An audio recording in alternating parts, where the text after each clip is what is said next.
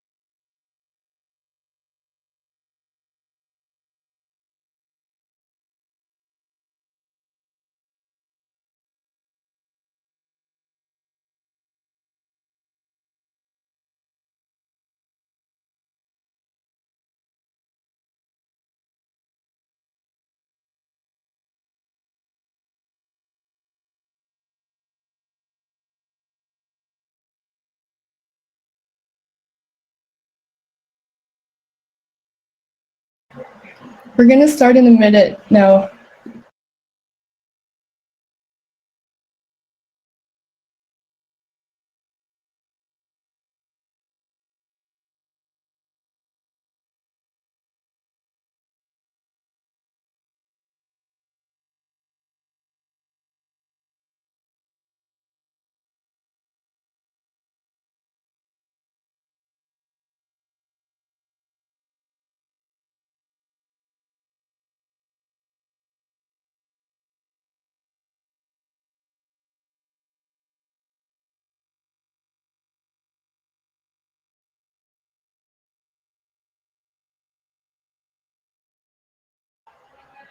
All right, so welcome everyone to today's event. I'm Denisse, an ADPList City Ambassador based in Berlin.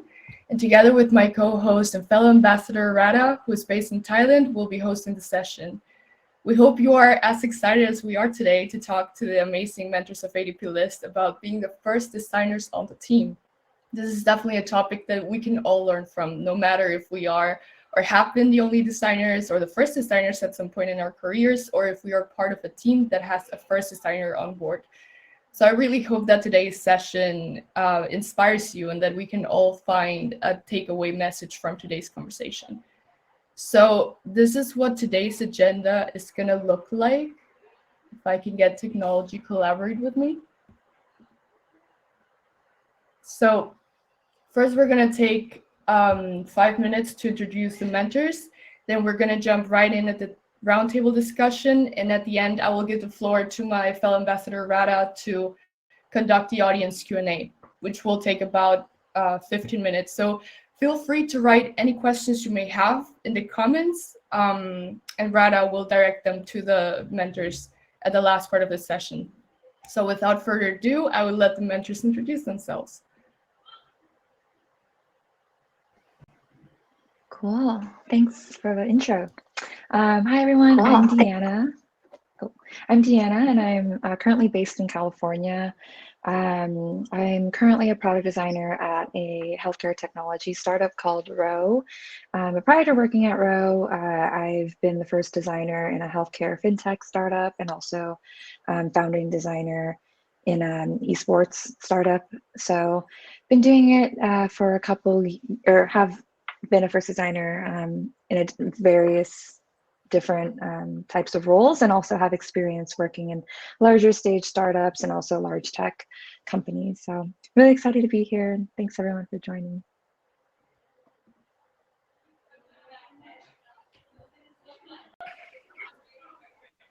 Good morning, good afternoon, good evening, wherever you are. Wonderful to see so many people participating from various parts of the world. My name is Rishabh. This happens to be my first mentorship session, and I'm equally as excited as you guys are. I come with a vivid experience of about 16 years. Started off my journey as a designer myself. Recently employed with a digital marketing organization by the name Media Mint. I work day in and day out with some of the world's top brands, and I am so happy to share my experience of what a first designer in the team would feel like, right? So again, looking forward to contribute to this session. Thanks. Thank you.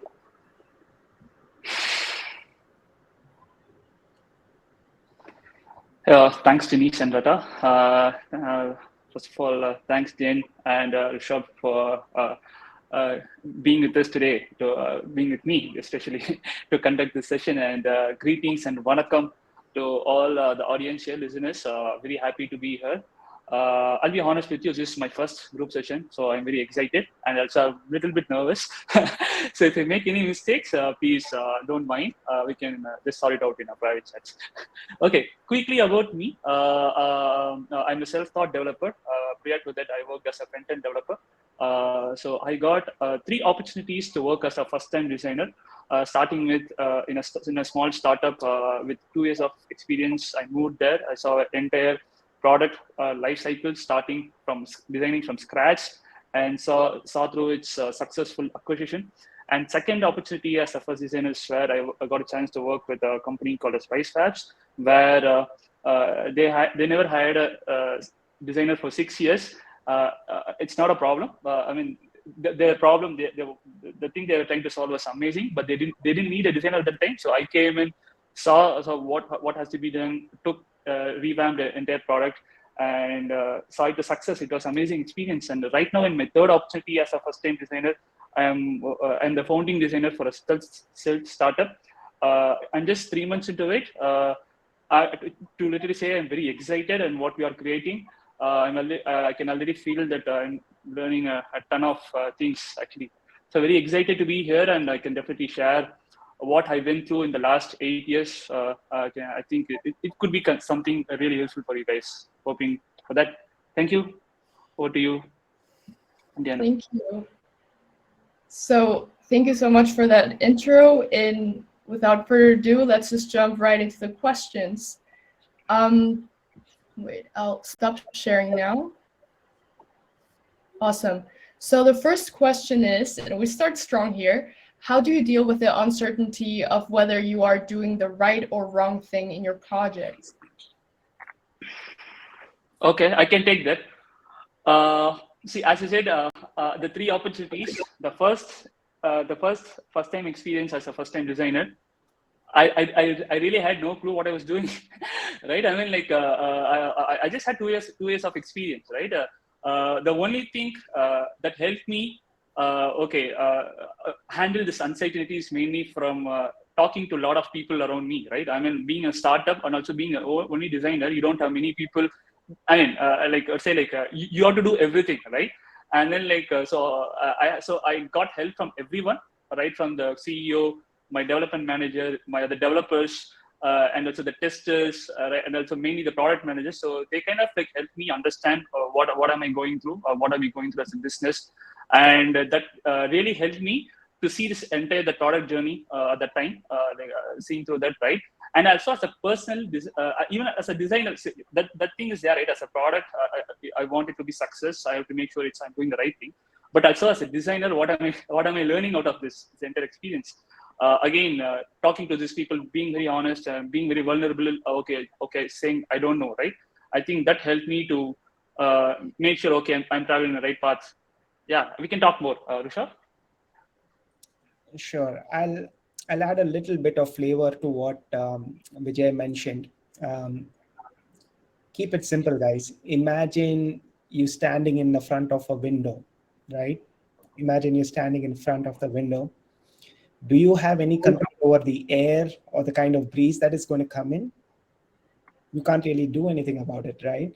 The most what you can do is close the window a little to control the amount of breeze that is going to come in, right? Relate to that experience with your on-job experience. The key to understand how to deal with uncertainties is to get feedback, right? The feedback can come in from your colleagues, from your team lead, your manager, right? Just keep it simple. Don't be the one in the team thinking that, hey, you're not doing something right. No, you don't really have control over the breeze.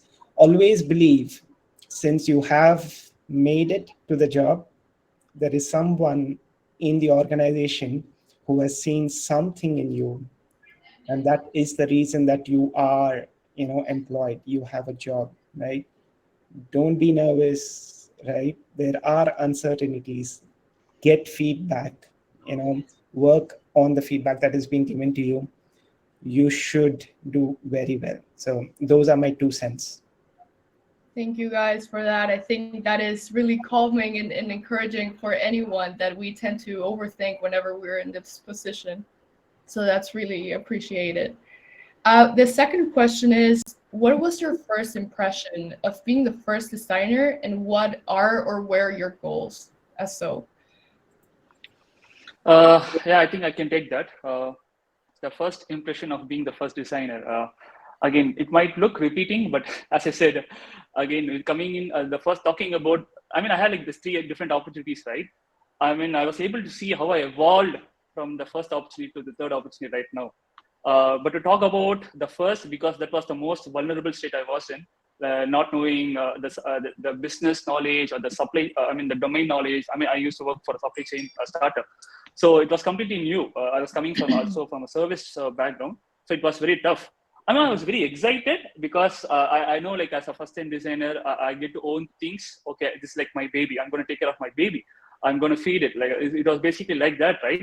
But at the same time, I cannot be a bad parent to my baby. I need to know, like, what I'm doing, right?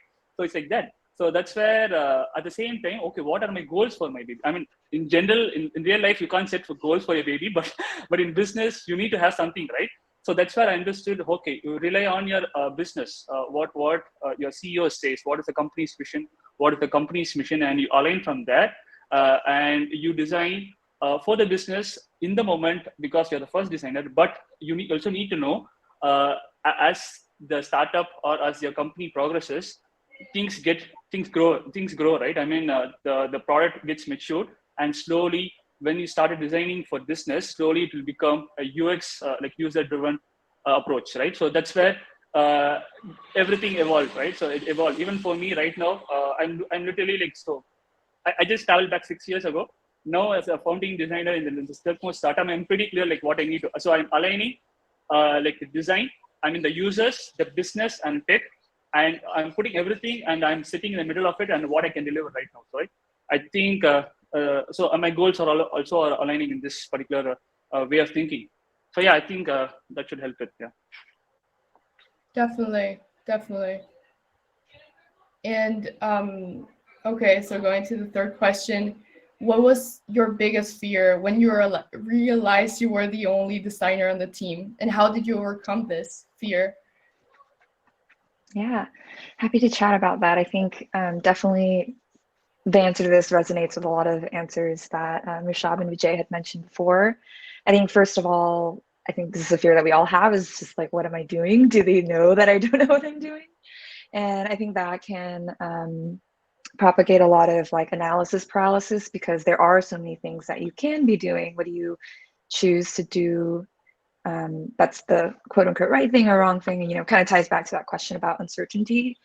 So I think how I overcame the fear of just like not knowing what I'm doing is understanding immediate needs from my cross-functional partners. Like what's nice about being the first designer is that you can kind of craft your own role. So understanding what you can best do to help your teammates first as you're going in and learning the business is really helpful.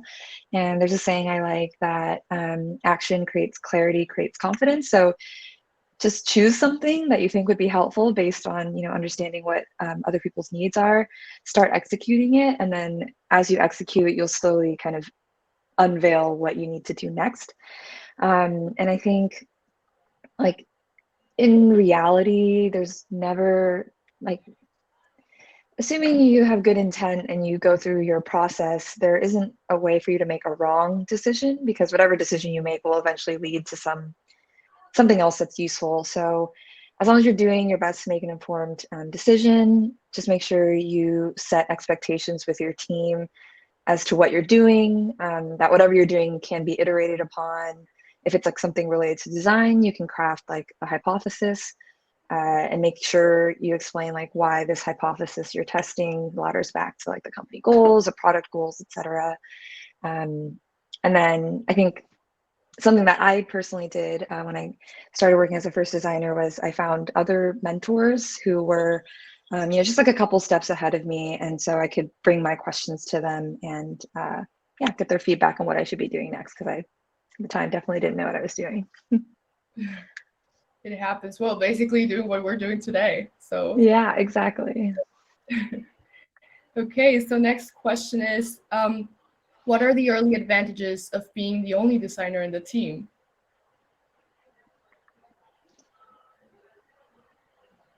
I can kick that off. I think one, like I mentioned before, you have like a lot of ownership over your role and how you want it to look. For me, I wanted to get into management, so I started, building up those skills and started crafting my role so that I could move into a management position by, explaining the resourcing we might need, how I fit into that, and like how that fits into the product goals. So that's really nice. I think also you get to kind of establish the systems and processes that you get to work in, which is really nice because you can also change them if they're not working out for you fairly quickly. And then I think the third thing that was really beneficial for me in my career was opportunity to design across like a large surface area of products, usually from the ground up. Previously, I had worked in a very large tech company, so there you get a lot of like mentorship and support, but you're working on like a very small piece of the product. So it's just different skills. Yeah, pass it to Rashab. Yeah, just a teeny beeny bit that I want to add to what Deanna mentioned. Remember, guys, everything big today was small, right? No matter what, you think about the big names in the business. You think about Steve Jobs, Bill Gates. Everyone started from where we are, right? I'll again give you a small example, right? Think of it as a tree, right? The first step that you have to plant a tree is probably to seed, right? The seed is the key, right? The early advantage of being the designer is a strong foundation, right? Go back to the tree example, right? If the foundation of the tree isn't strong, that is going to fall someday. Remember that, right? Have a great foundation, believe in yourself. The key to being, starting early is to have, a great foundation to make it big tomorrow, right? That is my piece of advice to everyone. Yeah, that's beautiful. And also, like, I believe that is something that we forget in general. So, like, when we feel overwhelmed, that we also don't see like the advantages that can be, and also that everyone started, as you said, Roshab, from somewhere, and that's where we also need to think to see what we have accomplished up until now. Okay, so next question is, and it's a really interesting one. How do you stay true to your position as a user experience designer? What is and how do you manage to prioritize the UX process throughout the team and projects when you're the only or the first designer on the team? Yeah, I think I can take that, and I think I'll take like extra few minutes, Denise, to be very thorough, right? That's so again, yeah. So guys, you need to understand like okay, where does the first designer come into play? In which type of company, and where you can apply the real design process, right?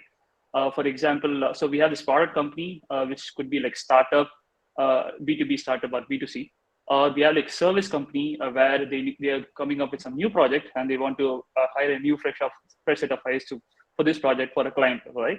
Or we have a design agency, like a dedicated design agency, where primarily the founder will be the designer himself, right? So we have this, like very various set of companies, and we all can agree, right? I mean, the kind of problems or the use cases, the business is completely different, right? And what we see and what we learn from the different from, let's say, from design school or a self-taught designer. So what we see is like, hey, so we come up from the mindset, okay, there's this design thinking process, empathy, like empathy, ideate, prototype, test, and then just go on iterating, right? So that's the basic mindset we come in. But when you come into a company, things will be completely different. I think everyone could agree to that, right? So a little bit of from my experience sharing what happened to me, right? So when I started as a self-taught designer, I was going, I'm talking about way back in 2012 and 2013. That's when I found passion towards design from a front-end developer. There was not like how we have currently in YouTube. I mean, like almost like more than 10,000 people, like 100,000 people talking about design almost every day. Like how many YouTube channels we have? I mean, there was nothing at the time, right? So with whatever knowledge I had at that time, So I went into that, right? Went into that part. So I was thinking at the time, empathy was coming into the place, design thinking, they were getting started. So I was coming into that mindset. And the first day of my job, as I said, I was really excited, ownership, everything, right? Okay, so I want designs tomorrow. Can you design today? This was the first question it was given to me, right? And then okay, what about all these things I read? Okay, empathy, like ideating, prototyping, and testing, and then right? So I got, okay. So that's when I understood, okay, so it's complete reality is different. But at the same time, it's not I won't say it's a bad thing or a good thing. I don't believe in such thing as bad thing or good thing. You need to understand what kind of company you're working for, right? So I mean, being from coming from a very 2 years of experience, I didn't have much knowledge to choose what kind of company I want to work for at that time. But right now, we have unlimited resources to improve yourself, understand where you're going, and then select the right company you want to work for, right? Where if you are a proper UX researcher, UX thinker, you can select for like a design agency or consultant or like service company where they prioritize research first, and then they go into designing, like 80% research and 20% design, right? So yeah, again, going back to my personal experience, the UX thinking process with respect to startup and also as being a first designer, it's completely the first initial setup, like from 0 to 1, right? Where 0 to 1 means being on the first day and the 1 being the MVP of the product, right? So you have to completely align with the business, understand what is your business goals, what do you need to deliver on a day-to-day basis or weekly basis, so the development get going in parallel, right? So that's the basic design process I had to follow at that time. And it got, as I said, as like time changes everything. So after the 0 to 1, and once the MVP was out and the client started using, we started receiving a lot of process at that time. And slowly, okay, so there's a feedback, how to address this feedback. So let me go talk to the clients, let me go talk to the users. So we had a set of questions, interviews, understood the real problem, and then we reiterated for a new version, which was the second version at that time. And then once the market fit, the product market fit was ready, again, I had almost like 8 months time for my third version. And that's when the design thinking process I was able to apply, right? And then I took my time. I was comfortably sitting while other people, development team, support team, were working on all these various tickets, improving on existing functionalities and features. So I did my proper comparative analysis, like what's out there right now, and slowly that's when really I thought of, okay, let me put an information architecture, understand, okay, how big the current platform is, how can it change this, how can it change certain UX, certain UI, everything, right? So it was again, I was doing this as an individual designer, right? I mean, I didn't need another designer because I was working on a B2B product, and at the time we couldn't hire one more person, make him understand what I went through for the last 2 years, and then that was, again, it was a luxury for us even at that time. So I would say, as I said, this process varies business to business, use case to use case, problems to problems, right? And then so it's completely up to you guys to decide, hey, what kind of company you want to work with. Okay, and you can decide how do you want to apply the UX design process as a first designer. I would say, you have to give time. As I said, you have to give time until you have to patiently wait. And along with the core product design or the UX design you're doing, being the first designer in a startup, they're going to throw you a lot of different tasks. Hey, I want logo in this color. I mean, which is a bad idea, should not change. But I mean, being in a startup, we may still figure out what kind of brand identity and such, right? So someone will say, I want to remove some person from the background image so I can use it in my presentation. Or you might start to want to design this presentation. There's a different task will be coming in, so you have to manage everything and also focus on your work. So I'm not being very negative here. It was fun for me while I was doing. So you can be very confident, happily be right. And while I was doing this, and as I was taking my time, I was able to. I felt satisfied at the end of the product cycle. Right? When it got acquired, I was very happy. Mainly because I got a chance to work with companies like Nike, McDonald's, Cadbury's, and Nordstrom. So they were all using my product in their supply chain, B2B products. So I was very happy and very proud of that. So I think, yeah, guys, as I said, just closing this particular topic, focus on what you can do and select the company you want to join. And if you're going as a first designer, understand all this what are the restrictions and limitations, and play accordingly. Tag along with the business, wait for your time, and then convert the design process from the user perspective and from there on. Thank you, Denisse. Thank you so much. Yeah, I also agree with you. It's all about like strategizing what your priorities and plan is in general. Thank you so much for that answer. The next question is, how did you manage to establish your position as a designer on the team? Yeah, I can take that one. Yeah, this one's tricky. I saw Chioma in the chat mention how being the first designer can be difficult because sometimes folks in your organization may not understand the full breadth of what design can do for the company outside of just delivering designs. And so I think one, to understand how to establish your position, you have to understand what other people believe your position to be.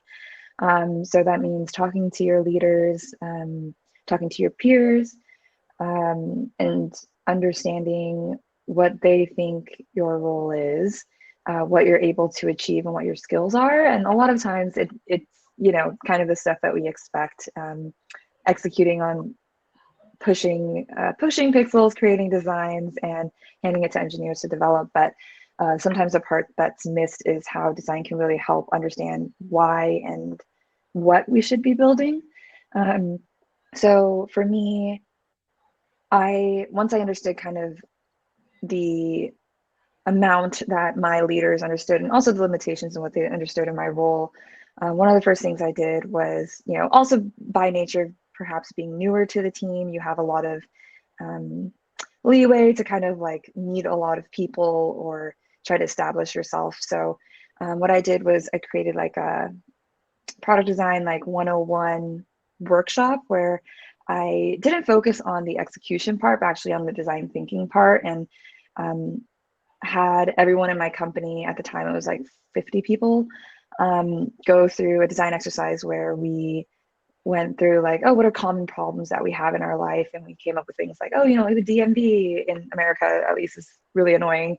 Or, picking up your baggage from the airport can sometimes be a troublesome process. So had everyone break up into groups and actually design possible solutions for these common problems that everybody has.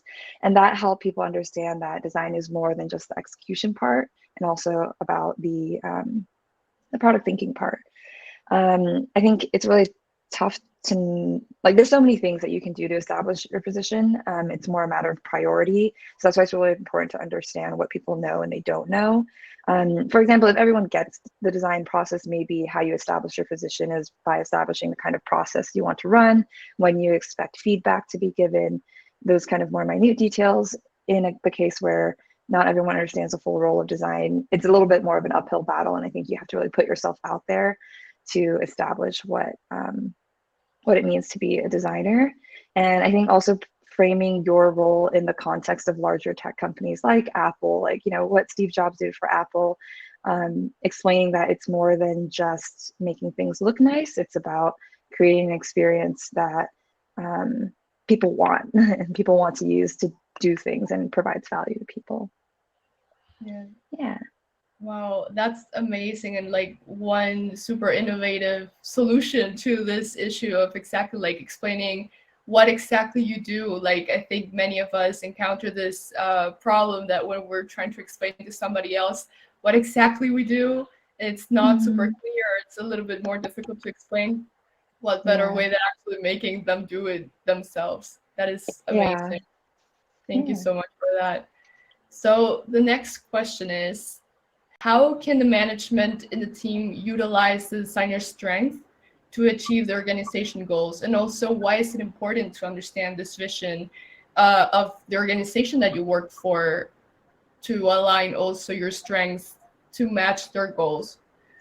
And I think Rushabh can answer this question, as he has had many experiences with it. Thanks, Denisse. I'll probably give an example so that everyone is able to relate to this, as I am able to. How many of you know Susan Kerr? Anybody has heard of her? Susan Kerr. All right. Let me give you some context. So ever since computer graphics were introduced, say in the early 80s, this became one of the main skills that designers strived to achieve. Susan Kerr, apparently, she was the creative director for a company that was owned by Steve Jobs at that point of time, which was Next, right? I don't know if you guys are aware of Apple's history, but what Apple is today. Earlier, in the good old days, it was Next, and Susan Kerr was the brain behind the screen which you get today, which kind of welcomes you to the to the MacBook, or to your iPhone, whatever it says, right? It says hello, right? And she was the one who actually came up with that design. So apparently she, just to give you a little bit of background, so she had completed her PhD in art from New York, and then she moved into San Francisco, met Steve Jobs, got into working with Apple, right? Going back to the question, if you're able to relate to the example which I said,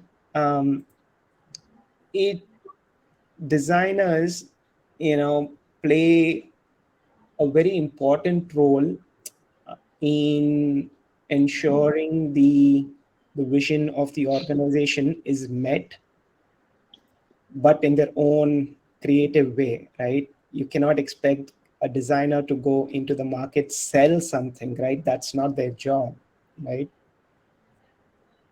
Just go back to the example which I mentioned. I mean, hello on a MacBook, today is, such a wide known phenomenon, that, Susan introduced. And, probably the brand value that Apple has today is because of that small innovation, right?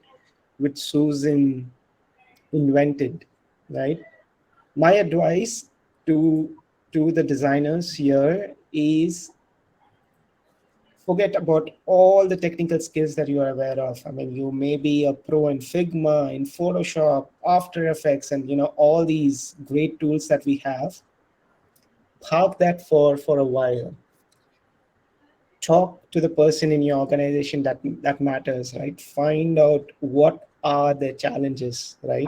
How can you add value as a designer to overcome those challenges, right? There might be someone who will tell you, hey, the social media campaigns that we are running are not really generating a lot of interest, right? As a designer, what can you do? Can you give them better ideas in terms of layout, in terms of typography, in terms of image selection, in terms of brand, right? Those are some key aspects that the designer brings to the table, which adds a lot of value to the organization's brand, right? So keep that in mind, folks. It's very important that you don't get into the wrong job, right? Just please don't do that, right? Get into a job where you understand what the organization's vision is, right?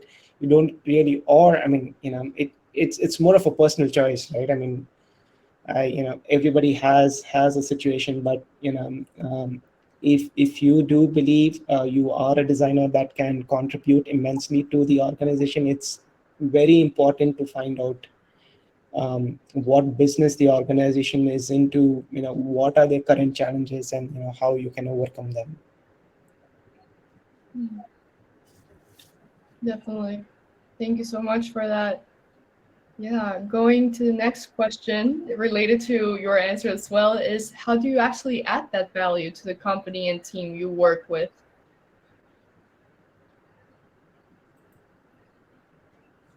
Sorry, I was unmuting. Or Rishabh, did you want to take that one? Oh.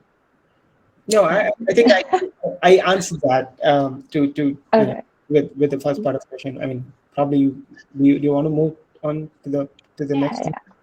Yeah. So adding value to the company and team that you work on as only designer. Yeah, so I think we've kind of touched on this like a little bit throughout like our various answers, but definitely understanding or defining what it is with your leaders and team members, like defining value. What is the value they expect from you? What is the value that you think you can provide? And aligning those, aligning where those things fall. Of course, there's a lot of ways you can provide value that might not be useful to the company at the time. And if you do think that those things are valuable, like for example, like maybe you want to set up a design system, but the company feels like, oh, it's not where we should be investing our time right now. That's okay. If you agree and you feel like it's okay, but come up with like a backup plan as to why this might help out the company in the future. Maybe like a timeline for when this would be a better fit. It's hard like I mentioned, it's just like there's so many things that you can prioritize doing. So you have to be really clear on what the company's goals are, user goals are, and prioritizing that.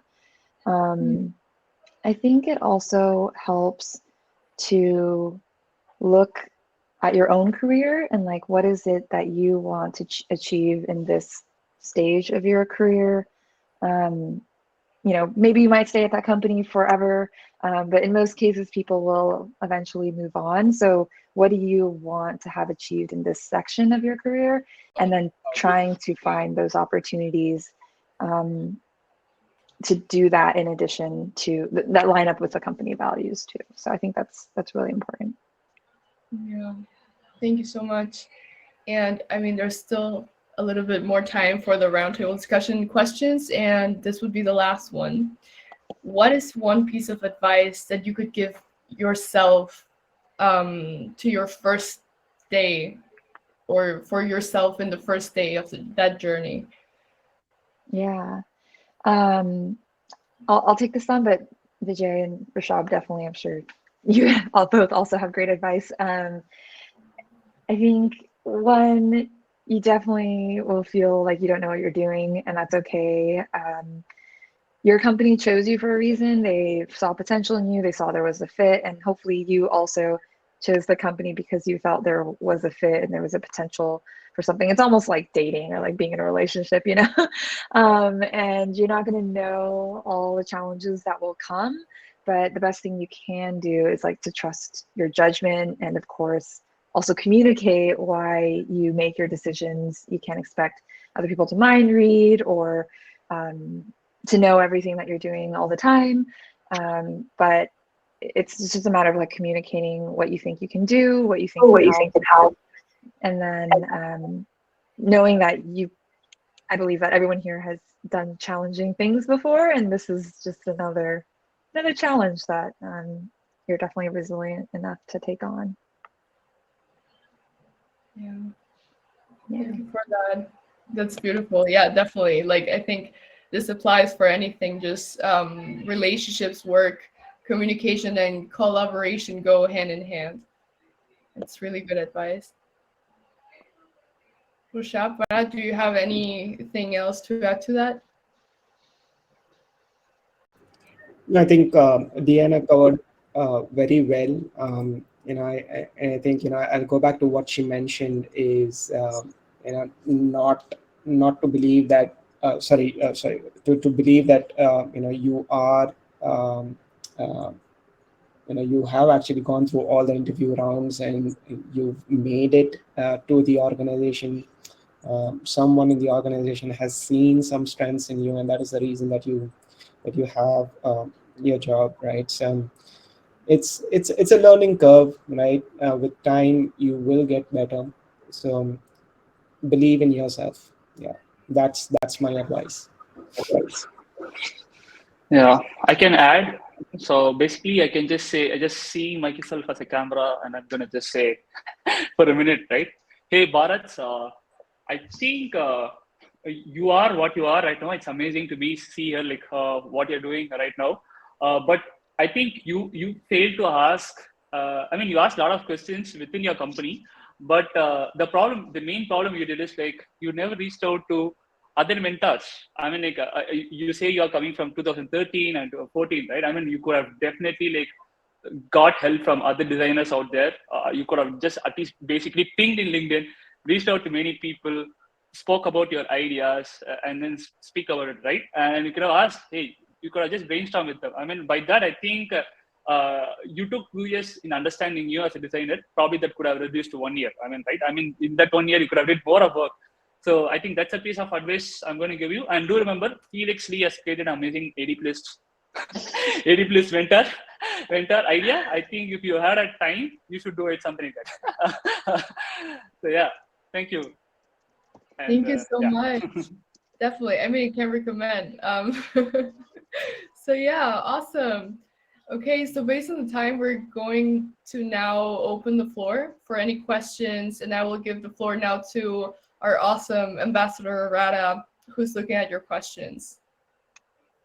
So thank you, Denisse. So the first question we got from Nidhi. Can you hear me? Yeah, no, we can hear you. Okay. So the first question is how to stand your point and give confidence while putting ideas forward as the first and only designer on the team. Yes. Okay. I can put on the chat again. So these questions. How to stand your point and give confidence while putting ideas forward as the first and only designer on the team. So who can help me to answer this question? I'll take that. Nidhi, Thank you, Prashad. you're welcome. Nidhi, very valid question, right? I think part of the answer is there in your question itself, right? I mean, confidence is something that you will have. You probably need to develop, self-confidence even before you apply for that job, right? So, in terms of putting ideas forward, see, technically, I think, Bharat can suggest probably several ways of, how are you going to put your ideas forward, possibly in terms of mocks, in terms of, Google Slides, videos, and there are like several ways that you can put your ideas forward. The key is the first step, Nidhi. Believe in yourself. Probably. I mean, you don't really have to have a formal meeting with your manager, right? Possibly, I mean, if you have a breakout area in your organization, right? Meet him or her, and just start off that elevator pitch, right? Like all of us know that, saying that, hey, Deanne, I've just joined the organization, and I have a few ideas, that I would like to run it by you. Do you have some time on your calendar either today or tomorrow, right? It's as simple as that, right? And that is the first step that I would recommend, Nidhi. Yeah, I wanted to add, yeah. Oh, okay. Let's go quickly. I was just gonna say, yeah, I think to definitely bring people along on your journey. I think working on design rationale when you're presenting your work as to why certain decisions are made, but leaving, some flexibility for, like, obviously you don't know all the context that everybody in the room might have. So making sure that, your opinion is heard, but if other people have information that you didn't know, to allow them to be a part of that. And because I think sometimes when people give feedback that goes against what you're saying, it's usually that they have some information that you don't know, or they just want to have their opinion be heard and factored into the decision making. So sometimes all you have to do is say, I hear you. Thanks for sharing that. I will take that back and think through how it applies or whatever. So yeah, that's my 2 cents. I just like to add just 2 points quickly. Again, See, first thing, I mean, while presenting something, I always say like, visually people understand easily. I mean, right? But I'm not talking about the like a visual design, like a proper high fidelity, like not like that, right?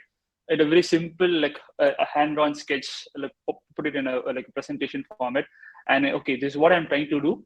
I think this is what is right now, and if you do this, this will be updated like this, and it could be really benefit, right?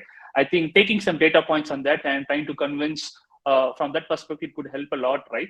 And then if they agree, okay, this is very exciting, can you bring me like very detailed, right? And then you can go again, not do the visual design, go into very detailed wireframe and get back, right? So that's one thing. Second is like, I mean, I was very curious to stand your point and keep conference, right? See, how to build that confidence is like, I think it comes from the kind of relationship you have with your the person whom you're talking to. I think that's very important, right? Being the only designer, you need to have a very healthy culture or a healthy workspace in the company that you're working for, where when you're getting hired and when you're doing an interview, please ask that question to yourself, okay, if I am staying in this company, can I be heard?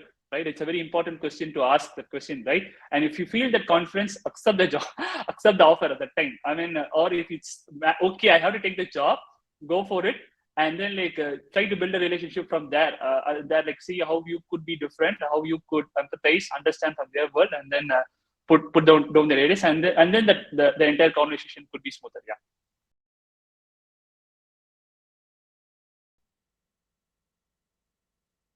Okay, then move on to the next questions from Rebecca. So how do you ensure that you keep learning and growing as a designer, especially when you already feel overwhelmed at work? Yes, who's gonna take over this question? I can take. Thank you, Bhaarath. It's so as a first designer, as a growing designer, as a growing as a designer. So I'm going to talk this from a first designer or any designer matter, right? So it's going to be if you're part of a startup, like you're all in a startup, right? Where you have to give everything at that moment, and then you have very little time for you to like focus on learning. But unfortunately, it's like mandatory for you to keep doing that, right? So what I do is like I work for like 5 hours, 6 hours, right? And then I take breaks. In that break, I read an article, like a simple article, like which talks about the latest, what are the latest design news. I subscribe to a lot of design articles which keep me occupied. I'll bookmark it. I'll say read it for later. So that's keeping definitely like help me understand like what's happening just keeping me updated like in the latest what's happening in the design world. Right? That was very helpful. And apart from that, networking, guys. I mean, networking is like one of the obvious, very like easy way to do, right? I mean, like you're working for a long time, you just want to talk to someone out of your work. I think I think that's very helpful for me, right? I've been doing this. As I said, I never reached out to mentors in my early stage. Because of my limitation and the technology limitation at that time. Right now, you have a ton of things in the content. It's all you allocate yourself like your personal growth time and consistently put your effort for that time, and then find resources where you can easily learn and do that. I think it should be definitely you can do that. Actually, I strongly believe in you. Okay, so anyone want to add on? Or we can move on to another question. I think the only thing I would add is maybe talk to your management or leadership team if you can take time to go to conferences or take online learning courses. There's a lot out there. And I think you can always position it as like, oh, if you want me to be a better designer in this role, I need to have time to also like grow in my role. And yeah, in some cases they may even like provide you some reimbursement for the role or the program. Just one more point. I know we are like, we just have about 6 more minutes, but again, I'm not really sure. I think Rebecca was the one who asked this, but Rebecca, my 2 cents to you: if you're feeling overwhelmed at your work, you don't really have any me time, that should be a hint at what you should be doing, right? relook at your priorities. I won't really comment on the organization that you are associated with, but for learning and developing, Rebecca, you need some me time, right? Your brain, your focus should be there. So if you're overwhelmed already, as honest, as blunt as it may sound, even if you try to learn, you wouldn't be able to achieve anything, right? Talk to the people who matter, prioritize your tasks. There are a few organizations who also count productivity when you are investing time in learning and development. So that would be my advice. Okay, then I have one more question from Nati. So I'm gonna put on the comment right now. So how hard is to convince and explain about your idea, research, results to your product manager? Because lack of experience and no one will ready to believe 100%. So who can help me to answer this question? I can offer a couple. No, go on, Deanna. I think you'll be able to.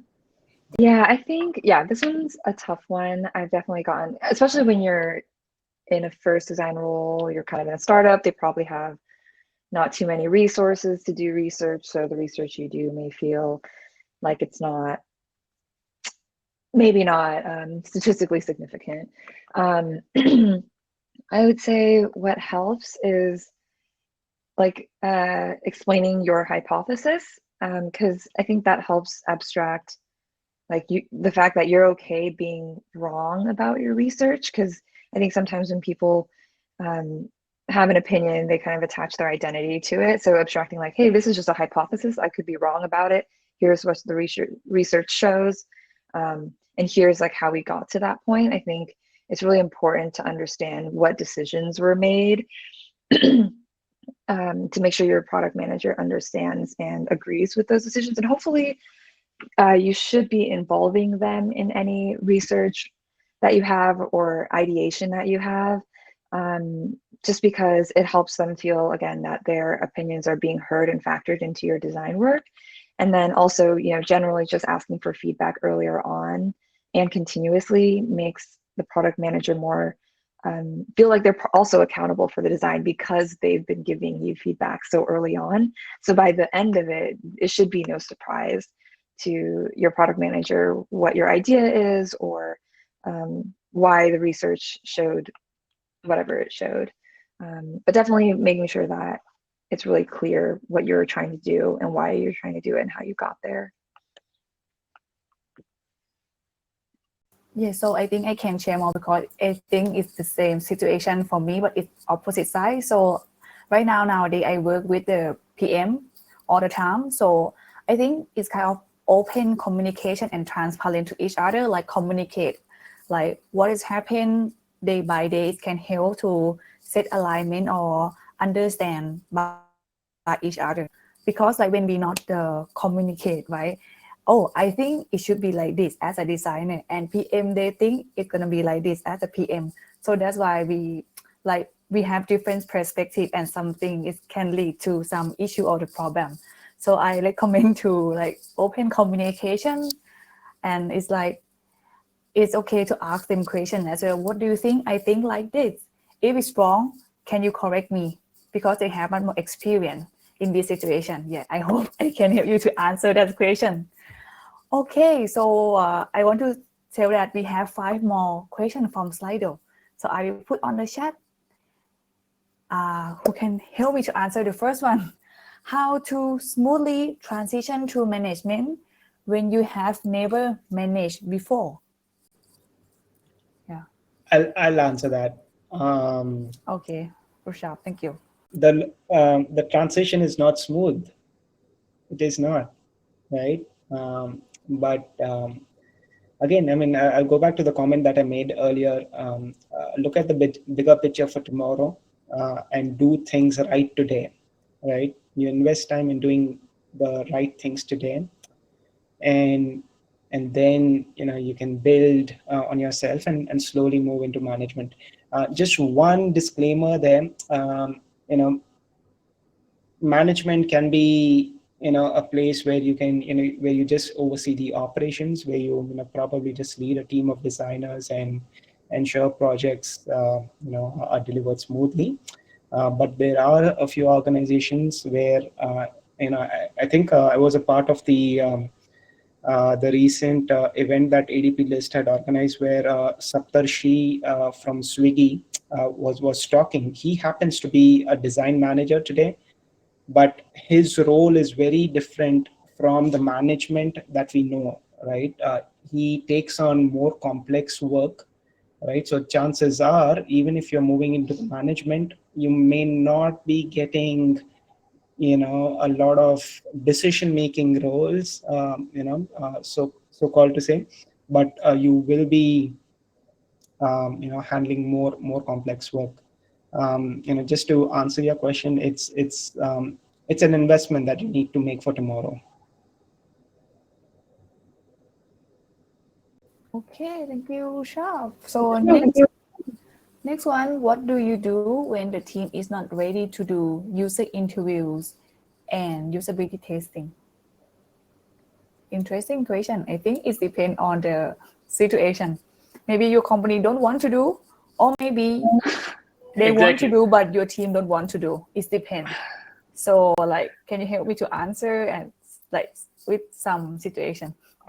I can answer from the where exactly you are, right? I mean, which part of which phase in the product growth you are, right? I mean, let's say you're in the beginning, so you really need to understand. Okay, do I have time to do the UX research? Conduct all these interviews, have all these things going on, right? So basically, see, as I said, being in a startup designer, like the first time designer, again, based on the business, the problem you're solving, it varies, right? So the entire UX research. I mean, with like a focused user group, it's very tough, right? But as I said, the same startup, when it evolves, that's a whole different scenario, right? As I said, it could become a user-driven process, right? But whereas in other, let's say you're building for a B2C or like a service company or like for a design agency, I think every company has to do that, right? It's like mandatory. If you are like investing time in design, in research, I think it's mandatory that you have to show them, hey, without this, we cannot arrive at the exact solution for this problem, right? I think it's very important. We just need to just have open conversation with the team why this is necessary. Show and just, there are a ton of articles which talks about the real use of UX research, user interviews and usability testing. I think please go ahead and do that. Yeah, if you are in that company, I think you have to definitely do it. Yeah. Yeah, I was going to add that sometimes, at least for me, when the team has pushed back on doing usability testing or research, I think first of all, I think you don't actually need that many people for usability tests to be valid. I think the Nielsen Norman group mentions that 4 to 5 is probably enough to get a good signal as to the effectiveness of your design. So I think some people have the impression that you need to do like 50 interviews in order to get a real strong signal, but that's definitely not the case. So communicating that it may not be that resource intensive to do the research is really important, because it's better to have even like one user interview rather than 0. I think something that also helped me was kind of asking my product lead, like, if kind of coming up with other solutions, because I think for them, they're worried about like making sure things are done on time. So I think coming up with solutions in terms of like, okay, if I design this way, I can, probably like shave off a week of work, and in that extra week, I can do like a research study. So kind of coming up with solutions on how to manage the timeline so that you can fit in research with no detriment to what the end, deliverable might be, is also helpful. So in my case, I really wanted to run a usability test just to understand if like one concept was better than the other. And I worked with my PM to understand, like, can we push out this project by 1 week? I believe I can like get all this done in 1 week. And usually 1 week is like not that long to push something out. But if, they push back and say no, I think there are other ways that you can like leverage different people on your team to help. So like for me, I leveraged my design, my engineers, and told them, I didn't need to create full spec for something, but kind of communicated to them like, hey, use these patterns to execute this like little piece of design here, get that wrapped up quickly without having to do too much like pixel pushing, so that I could focus on doing the stuff that matters, which is like doing the research. Yeah. So I think it's kind of related to Daniel's question. How do you deal with founders not feeling there are resources available to do research before starting a design? So when they say they are figured out and they know everything, then we might learn from research, like Daniel's question. I will put again in the chat. It's quite long here. So how do you deal with founders not feeling there are resources available to do research before starting a design? When they say they figured it out and they know anything that we might learn from research. Yeah, I think that one's really tough. Yeah, it's tough joining an organization that is resource constrained. I think one thing you can do is communicate the risks to what they are proposing, and kind of like the impact, like how many users could it impact if you do something like this? What's the, like, obviously most decisions, if you make them, they can be like taken back if it was really the wrong decision a little bit, but that's still a risk, and understanding what that risk and communicating is really important. Like if they put all the engineering effort into this and this one assumption that they're making actually turns out to be untrue, then what is actually the impact of that? So I think going back to making sure you call out the assumptions, making sure they understand that. And I think they are the founders, so some things are out of your control, and sometimes you have to let people make mistakes in order to learn. So it might be one of those situations. And there are ways to do like kind of guerrilla research. Like I kind of sometimes when I didn't have resources, I would just like go on Reddit or like go on Facebook and try to find groups of the users I was trying to solve for and see if I could find anything, even just like quotes from people can add a little bit more color and could sway people's opinions. Yeah. Yes, so let's move to the next question. What's the one piece of advice you wish to receive earlier as a founding designer? So I put the question here again in the chat. Yeah, so who can help me to answer this question? I can take that. Okay, so basically I need to receive, right? I mean, like one piece of advice that I need to receive. Okay, I think founding designer, as the term says, founding designer. First of all, are you ready to take that role? Founding designer, right? Are you ready to take that role? Because it's a huge role. As I said, there are a ton of things going to be thrown at you. As I said, from brand identity, like logo designing, like creating presentation, graphics, social media, everything. Along with that, there's the core, the entire platform or product, or like right. So you have to own the entire design for your company, right? So I think I would just say, hey, are you ready for it? There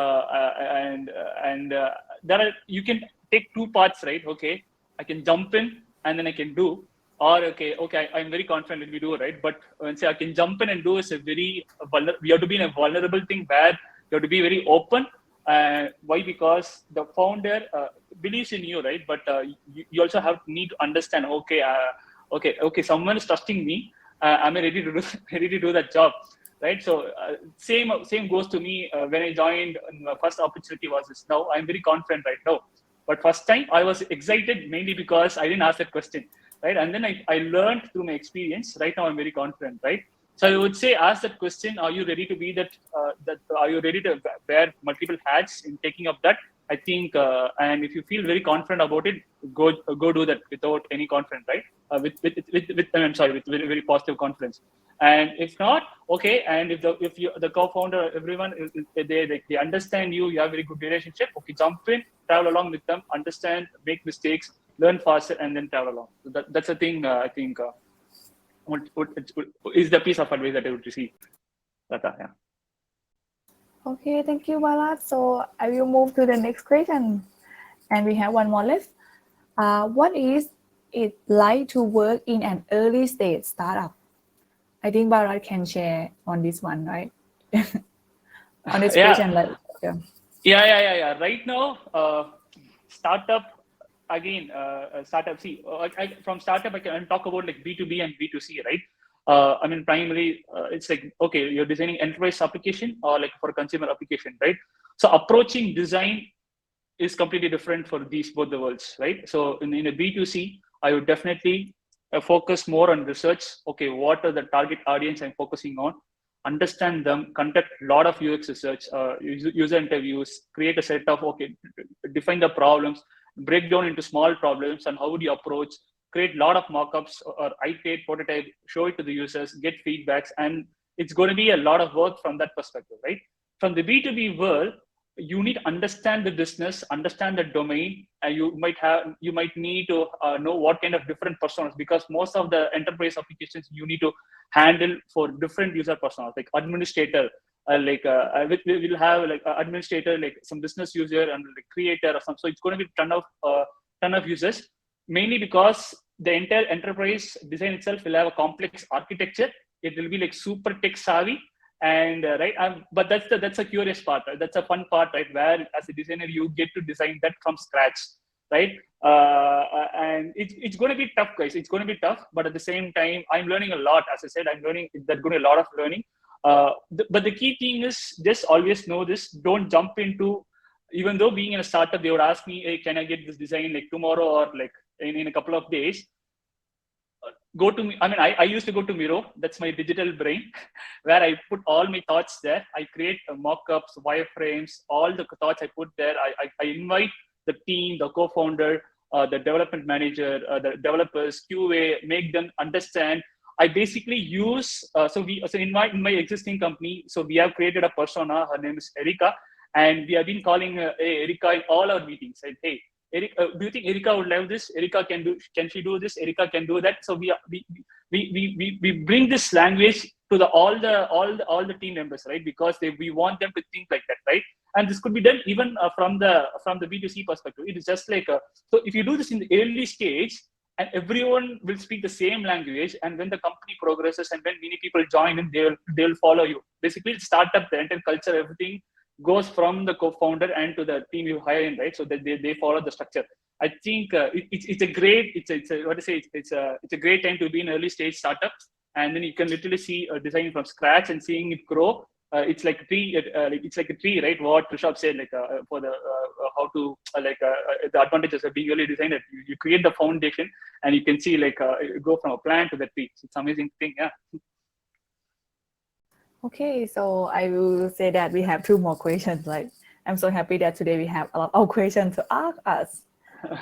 Okay, last but not least, what is one thing you would focus on the first when you begin to scale your design team? Yeah. So when you want to scale your design team, what is one thing you would focus on the first? Yeah. I'll give my 2 cents, but I'm sure Rishabh and Vijay, you also have thoughts. I would say first, understanding what your gaps and needs are. So not all designers are great at all the design things. Like, do you need someone who's more research focused or someone who's really good at visual design? I think there's like a map out there where, you know, it's like a circle with all the design skills and you kind of choose, like, you know, it helps you see where things are balanced and imbalanced and filling in the gaps. So that's my 2 cents in terms of where you should start. And also think about where you want to be as well. Yeah, just following from where Deanna left. So where I want to be, right? See, it's absolutely, you need to know, like, so you're being like part of the team, and this is the time to scale the design team, right? You need to ask the question, can you lead the team that you want to scale, right? Like one of the questions that Rishabh said, I mean, like being the management, I mean, that's a whole different thing. Management is a whole different thing. So see, there's a different design, like a separate, like a career track in design where you can be a design manager, or you can be an individual contributor where you can focus on from there, right? So you need to decide. So you are in a startup, you build something beautiful from start, you go to market fit, and then when it's okay, you have to scale the design team, ask this question, okay, can I lead a team? Because leading a team is not, it's fun. At the same time, there's a huge responsible, you put one more like on your shoulders, right? Where when you hire someone, they're going to look up to you, and you're going to be a mentor for them, like a full-time mentor for them, right? So it's a very important role that you're taking up. So where I'm going with this, if you think you're not ready for it, probably you should be in a vulnerable state. Okay, can I hire someone senior to me, right? This was something I always okay. What happens when someone comes on top of me? Would I lose that founding what I created so far, right? So you have to. That's where, okay, what are you trying to learn, and also what is your business?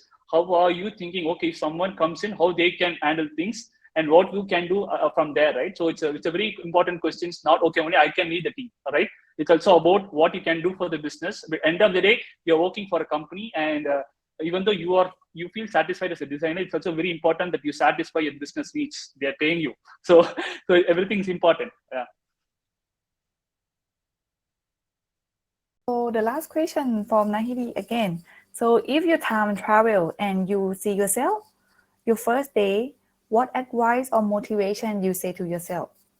Like if you can go back to the first day as a designer, what kind of advice or motivation that you say to yourself?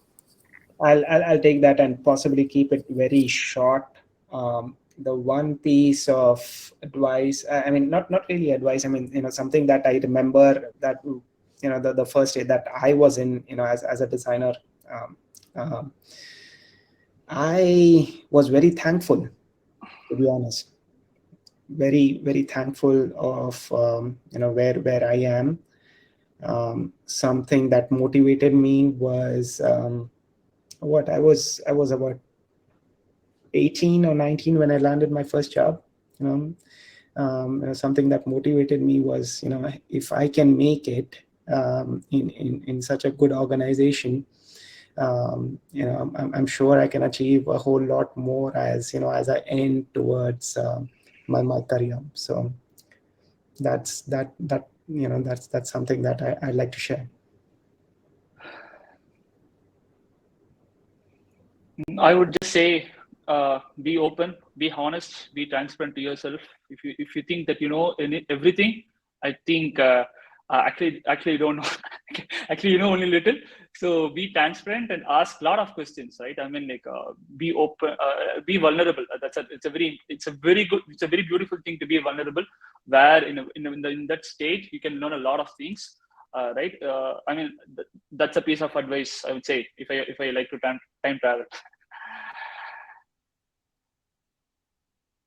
Yeah, I was just gonna say, get to know your team. Just take the time to. You're a new person, so you have the advantage of getting to talk to whoever you want to without them. Like most people are pretty open to talking to people who are new, and making sure they're feeling welcome. So just make that effort. Okay, so thank you so much, Denise. So no more questions. So I give the floor back to you.